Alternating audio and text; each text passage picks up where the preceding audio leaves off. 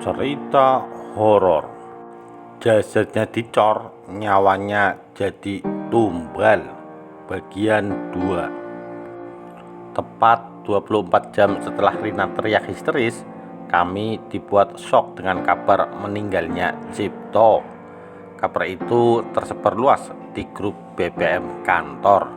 Apalagi setelah melihat foto badan Cipto yang hancur berantakan, jadi biang kehebohan kantor.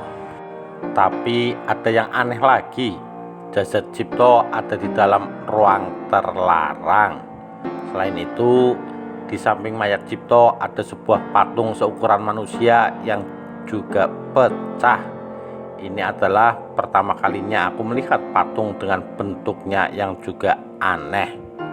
Benar-benar mirip manusia, cuma bedanya ini di semen gitu patungnya. Saat itu juga pihak kepolisian datang.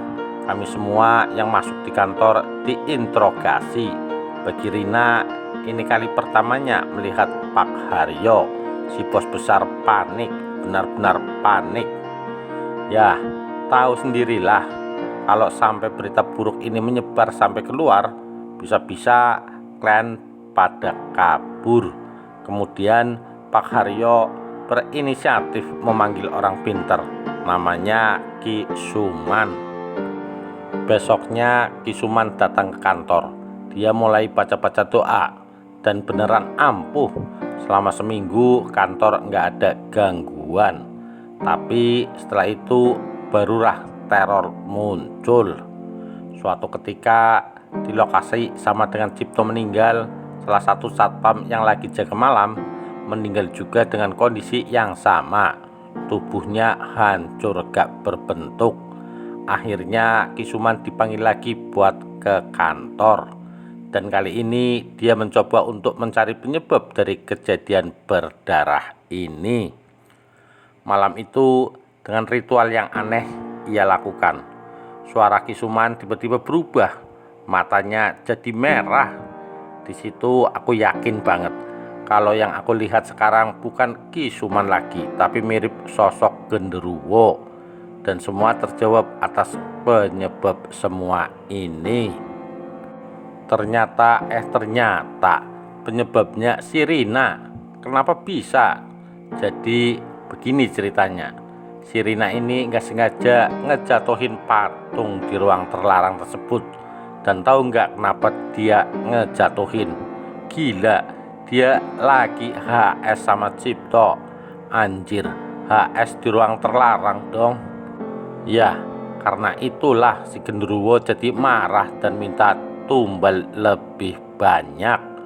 Oh, jadi mainannya gini. Diem-diem perusahaan ini pakai tumbal. Biar apa? Biar sukses. Ya iyalah. Dan naasnya Ki Suman yang ilmunya nggak sebanding dengan si makhluk pesugihan, dia kalah.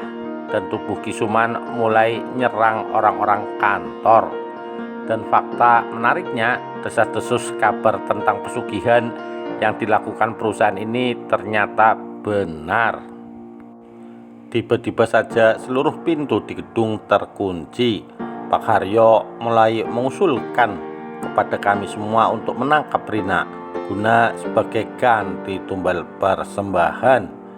Awalnya kami semua menolak, nggak setuju dengan usulan beliau.